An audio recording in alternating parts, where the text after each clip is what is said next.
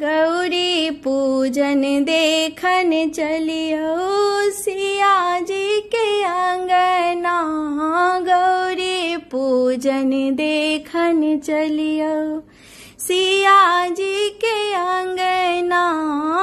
सिया जी के अंगना ऊंच रे भवन मां जनक जी के अंगना। ऊंच रे भवन मां गौरी पूजन देखन चलियो सिया जी के अंगना। तीन सिंदूर जो ही सिया हाथ दियौन। तीन सिंदूर जो ही सिया हाथ दियौन। पीपा अचीन लाले गौरी के लगबियौन। पीपा अचीन लाले गौरी के लगबियौन।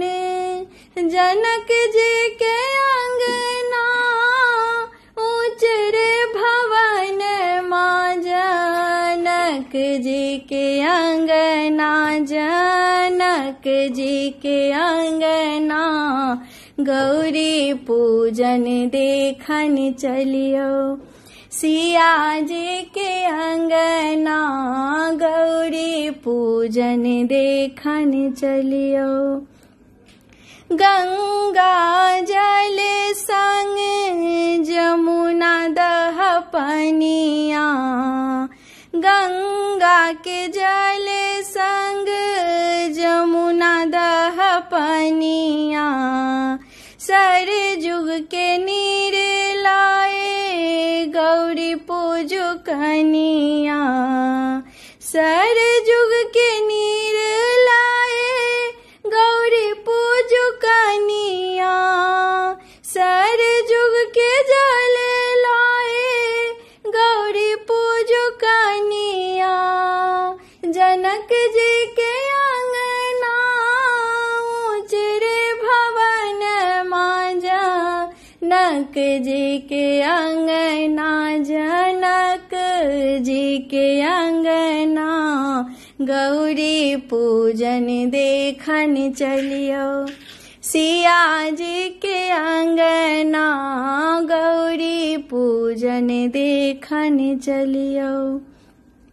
केराओ पेरा नवेद पान आनियो।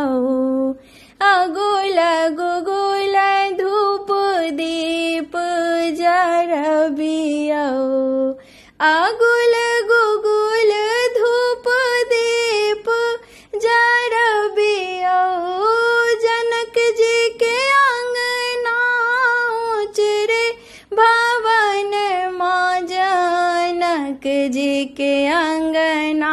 जनक जी के अंगना गौरी पूजन देखन चलियो सिया जी के अंगना। गौरी पूजन देखन चलियो। जनक जी के अंगना ऊंच रे भवन मां जनक जी के अंगना। ऊंच रे भवन मां गौरी पूजन देखन चलियो सिया जी के अंगना। गौरी पूजन देखन चलियो सिया जी के